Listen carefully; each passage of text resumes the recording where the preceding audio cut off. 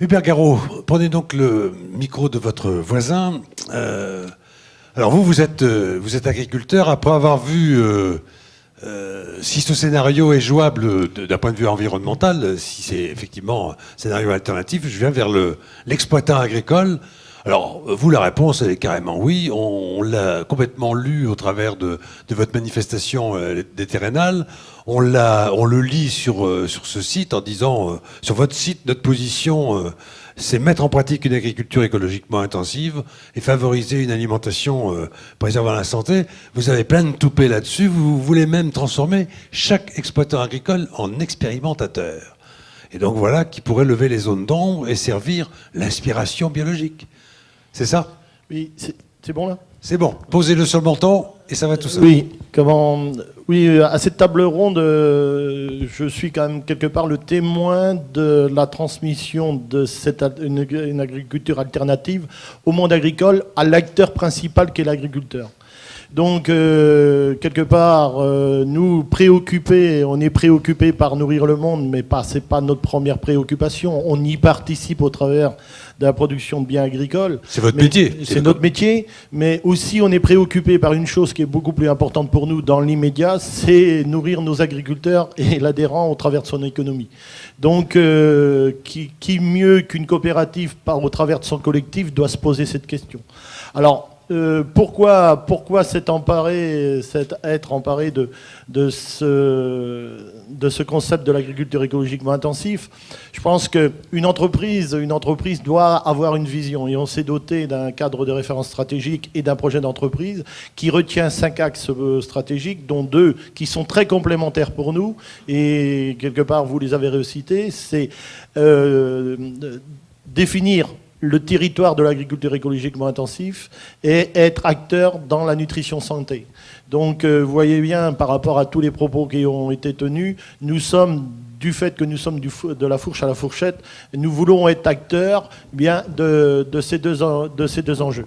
Alors, pourquoi on est arrivé à ce concept ou à cet axe stratégique? C'est puisque, voilà, maintenant 3 ans, on avait fait un sondage auprès de nos agriculteurs.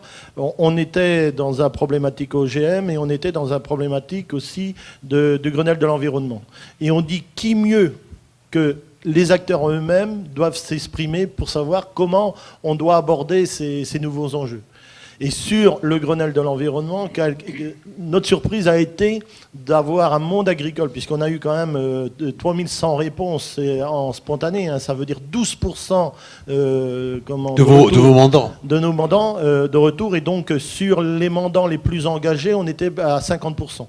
Donc, vous voyez, on avait quand même un éventail très, très significatif de réponses. Ils nous disent à 90%, le Grenelle de l'environnement, pourquoi pas? On sait que ça sera difficile, mais pourquoi pas? Et derrière, ils nous renvoyaient la question en disant, c'est vous, notre organisation économique, le collectif qui représente la coopérative, vous devez nous apporter des scénarios alternatifs. Donc, ils ont eu l'honnêteté de nous dire, on vous attend. Donc, projet stratégique d'entreprise, et qui a été voté en 2007 au niveau du conseil d'administration. Et derrière, avec un enjeu que je dois porter, moi, et que le conseil d'administration m'a dit très vite, OK, on y va, mais derrière, pas dans l'incantation ni dans le marketing d'entreprise, nous devons être dans le pragmatisme. Dans le pragmatisme, la mise en œuvre et dans la validation économique de toute cette mutation. Alors, c'est ce que vous avez démontré à Terrénales. Parce que vous avez quand même investi un terrain que vous avez préparé. Et il y avait combien d'hectares à Terrénales? Il y avait une dizaine d'hectares, au moins. Oui.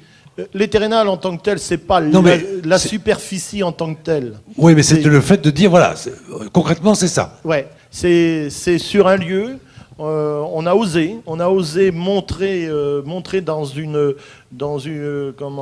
expression différente, hein, parce que de ce qu'on pouvait connaître, une centaine de solutions qui pouvaient être des solutions qui étaient reprises par les agriculteurs. Ah donc, c'est dans le côté très pragmatique de l'attente des agriculteurs. Alors, le retour qu'on en a au travers de la première cible qui était les adhérents, d'abord l'influence, qui est pour nous un élément de satisfaction. Le fait aussi que des adhérents ont été surpris par comment cette présentation et un peu cette ouverture, puisque je pense que on leur a ouvert au travers de une centaine de présentations un raisonnement différent de l'acte de production agricole. Je prendrai une anecdote très très significative et je pense qu'elle n'a surpris plus d'une personne. C'est-à-dire on avait des fausses pédos. Les fausses pédos, c'est une personne qui montre les différents profils et le fait qu'on avait un système de présentation différent avec des gradins, 300 à 400 personnes applaudissant la présentation du gars qui démontre l'incidence de la plante sur le sol. Et même les personnes qui ont vu ça, puisqu'il y en a dans la salle, ont été les premiers surpris. C'est bien la première fois qu'on se fait applaudir par des agriculteurs sur une démonstration technique d'une nouvelle agriculture. Donc vous voyez, je le prends sous forme d'anecdote parce que ça reflétait bien l'ambiance générale de ces 2 jours. Donc, alors, qu'est-ce qu'on a voulu faire passer au travers de ça? On a voulu faire passer l'idée auprès des agriculteurs que derrière, la réglementation, tout ce qui pouvait être normes environnementales, devenait des opportunités. Donc derrière, alors les gens sont rentrés chez eux avec ça, en disant écoutez, on voit le monde agricole différemment. Alors maintenant, on a une pression nouvelle, c'est qu'ils sont très demandeurs. Et ils sont très demandeurs et ils se livrent. Et on s'aperçoit que notre agriculture était en train de changer, individuellement était en train de changer et on s'en apercevait pas. Alors vous allez me dire, vous connaissez pas vos adhérents. C'est pas ça que je veux dire. Non, c'est un changement intime en fait. C'est un changement intime. Un changement intime de pensée. Individuellement, vous aviez des gens qui avaient déjà commencé sur des petites parcelles à faire du sans labour, avaient commencé à mettre en œuvre des nouvelles pratiques. Et derrière, comme collectivement, le concept n'était pas repris, ils se le gardaient. Ils se le nourrissaient. Pas avoir l'air ridicule. Ouais, ils se le nourrissaient par eux-mêmes. Donc le fait qu'on l'a mis en visibilité très forte, ils se le partagent. Et c'est là que je reviens sur le côté ce qu'on appelle, on ne dit pas tous les adhérents, hein, on dit 400 sentinelles de la Terre. Alors je ne sais pas si c'est 390 ou 405, mais vous voyez, c'est pour le clin d'œil. C'est aujourd'hui, du fait qu'on a un collectif avec une gouvernance qui est très, très maillée terrain, on veut s'appuyer sur ces hommes-là qui sont nos élus des bassins de vie, qui soient demain les développeurs dans recherche et développement. Nous avons la recherche. Elle est exprimée, et à un moment donné, entre la recherche et le développement au niveau terrain, faut la mettre en pratique. Et là, pourquoi on veut s'appuyer sur eux? Alors, on ne veut pas faire le travail, mais derrière, c'est pour l'amplifier, c'est pour être en progrès permanent. Mais si vous voulez faire le travail, c'est vous qui la cultivez. Oui, non, mais derrière de la recherche, derrière le développement, c'est parce qu'on s'aperçoit que la chaîne des valeurs, aujourd'hui, d'une nouvelle pratique, elle n'est pas due elle doit pas se lire seulement qu'à la production. Vous mettez en place un couvert végétal, un cipan, avec des flores et avec des flores qui peuvent être complètement différentes, celles qui vont améliorer la structure du sol. Les 6 mois que vous allez le cultiver, il va être un coût pour vous. Donc, si l'agriculteur raisonne que sur ces 6 mois, il se dit, la réglementation, ça, on se dit, ok, c'est un coût. Retour sur investissement. Retour sur investissement sur les cultures à venir, retour sur investissement sur la culture. Et donc, ça veut dire que la chaîne des valeurs, et qui mieux que comme un collectif, comme la coopération, est capable de faire ça. Ça, c'est le premier point. Et pour se faire, quand je vous ai parlé de pragmatisme, c'est du pragmatisme au niveau des adhérents, mais aussi au niveau de l'entreprise, c'est aussi une évolution au niveau de l'entreprise. Et pour ce faire, on a des objectifs chiffrés de ratio de mise en place de cette agriculture. On a 6 personnes, on a un directeur recherche et développement sur ce sujet-là, et on a 6 personnes qui développent avec les équipes terrain ce concept et la lecture économique et la faisabilité de ce... Donc en fait, c'est des gens qui vont faire les missi-dominici que vous allez envoyer dans les exploitations, qui vont le demander pour répondre à leur attente. Au fond, ils ont besoin d'être aidés pour rentrer dans le concret de ce que vous leur avez montré au terrénal. Alors, les aider pour les rentrer, mais aussi derrière, ils ont besoin aussi d'un investissement au niveau de la coopérative, ce que vous développez. En plus, je vais prendre des exemples. Aujourd'hui, nos systèmes, le système à polyculture élevage et céréalier est complètement différent.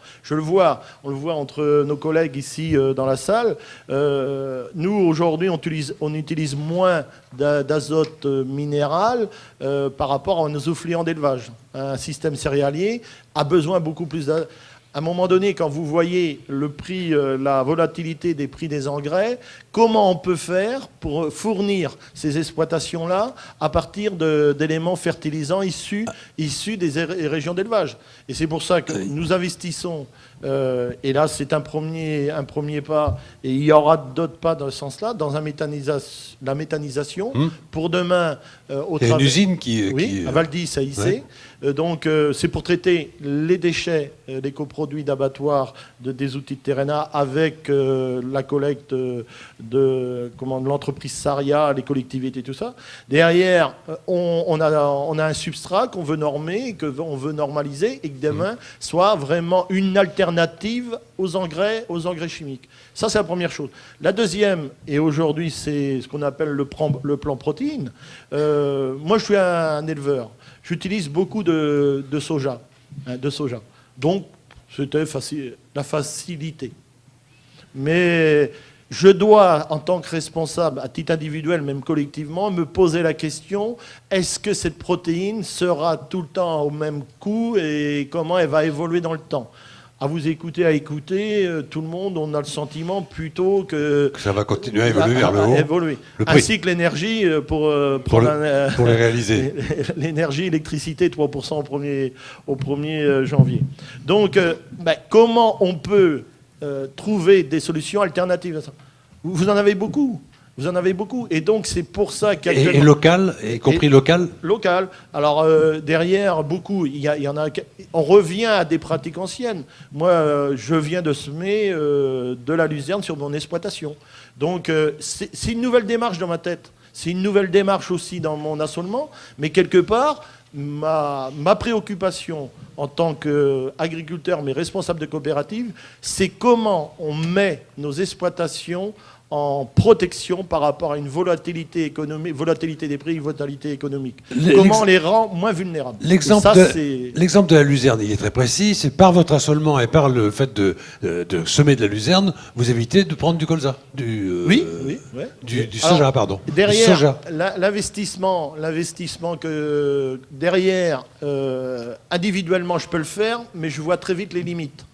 Dans le sens que, dans son utilisation, il n'y en a pas 36, il y a l'enrubanage, c'est très technique, mais c'est pour les agriculteurs. Mais demain, à un moment donné, il faudra se poser la question de la déshydratation de la luzerne.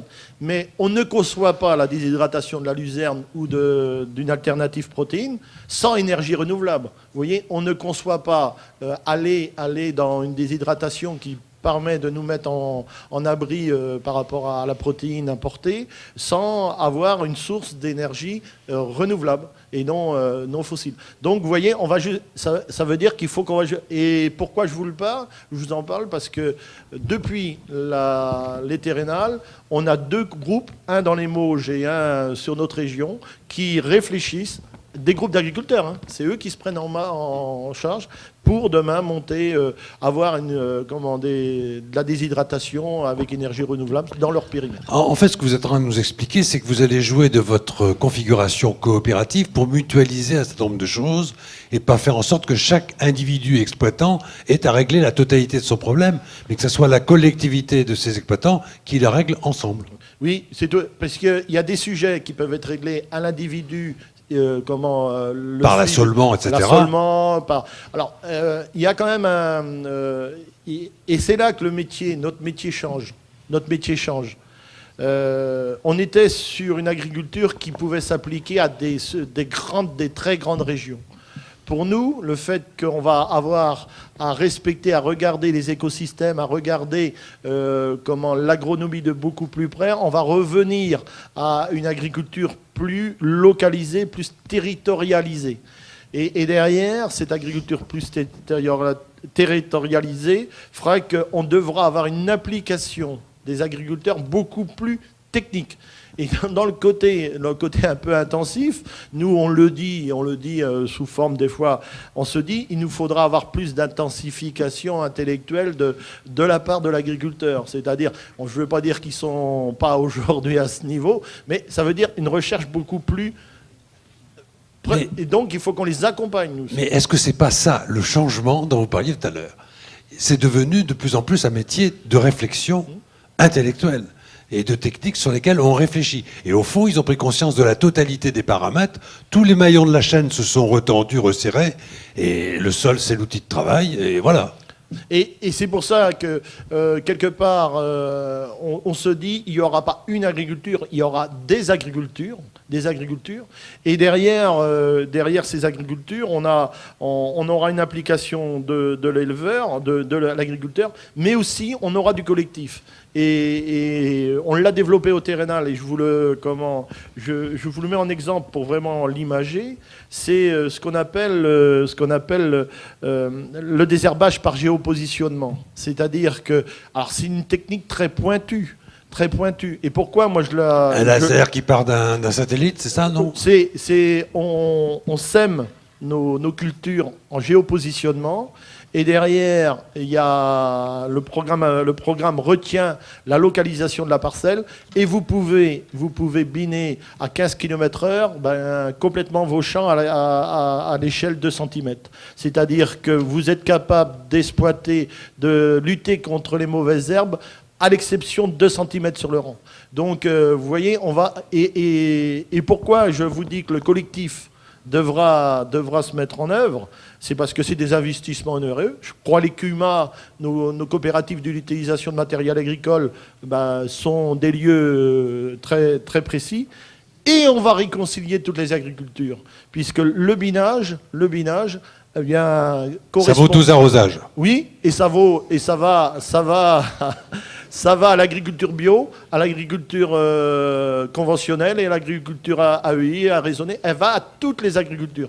Et c'est là qu'il faut prendre conscience que où on peut trouver des techniques alternatives, eh bien, elles peuvent réconcilier l'ensemble des agricultures. Et pour moi, c'est important parce que c'est le métier de l'agriculteur. On se l'approprie en termes de fierté.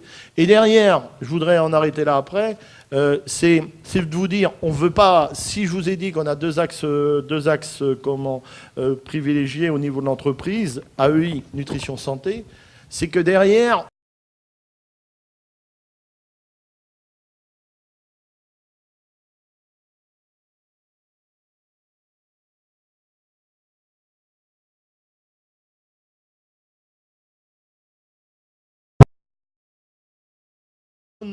reprenons la capacité à communiquer sur une agriculture, sur un produit qui a été produit dans des nouvelles donnes et qui correspond à l'attente du consommateur. Parce que le but, c'est quand même d'aller chercher de la valeur. Il y a un mouvement chez vous, avec les AMAP en particulier, qui fait que les producteurs, mais c'est pas des exploitations aussi grandes, c'est des petits exploitants, c'est ça que... Les AMAP, les coopératives, la coopérative... Vous n'en avez pas d'AMAP? Non, pas nous. Ils ne sont pas AMAP pour vous. Bon, d'accord. Alors, question qui m'est suggérée parce que vous disiez sur le géopositionnement, vous êtes en train de vous nous avez expliqué tout à l'heure que les CUMA pouvaient acheter des bineuses à géopositionnement. Exact. C'est ça. Ouais, ça coûte cher, ça? Oui, ça coûte un peu d'argent. Mais écoutez, c'est comme tout, le développement agricole dans les années 50 a coûté, les premiers ensilages ont coûté, Qu'est-ce qui a fait qu'aujourd'hui, l'ensilage ou l'ensileuse qui ne pose pas de problème dans le renouvellement, c'est sa capacité de retour sur investissement. Et donc, voilà, moi, tout à l'heure, je vous ai fait allusion à nourrir le monde et je dis nourrir les agriculteurs parce que, quelque part, moi, mon ambition, c'est que notre agriculteur soit fier de son métier et qu'il vive de son métier. Parce que quelle logique demain d'avoir une agriculture avec des agriculteurs qui ne vivent pas de leur métier. Donc, le géopositionnement,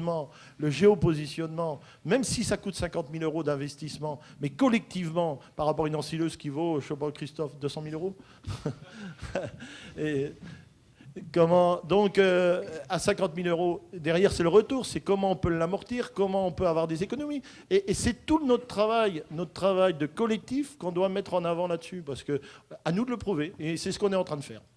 Bon, je vous ai fait rire avec les AMAP, mais c'est comme des sentinelles aussi, ça. Hein. Ça montre quelque chose qui est en train de bouger. En tous les cas, le consommateur va vers ces gens-là pour se nourrir en proximité. On en reparlera économiquement tout à l'heure. Pour vous dire que oui. nous, tous les circuits de distribution, on est une coopérative qui ne consomme que 28% de sa production dans la grande région des Pays de Loire. Donc concevez qu'on ne peut pas, à un moment donné, se dire que l'ensemble des productions des agriculteurs des Pays de Loire, puisque, en deux mots, c'est des choses... le groupe Terrena, c'est 25 000 agriculteurs. Et ces 25 000 agriculteurs déploient leur activité sur 2 millions d'hectares de SAU. Quand on faisait allusion, et pourquoi on le présente le groupe avec ces 2 millions d'hectares de SAU, c'est puisque pour faire allusion que cet accès au sol, cette capacité demain sur ce sol à produire, est un enjeu majeur pour l'économie de cette région. Et puis vous avez bien mieux que les petits foirails des AMAP, vous avez tous vos gammes verts. Donc vous pouvez faire des choses, vous avez une masse de mouvements incroyable. Bien, merci beaucoup Hubert Garot. Alors, on l'applaudit aussi.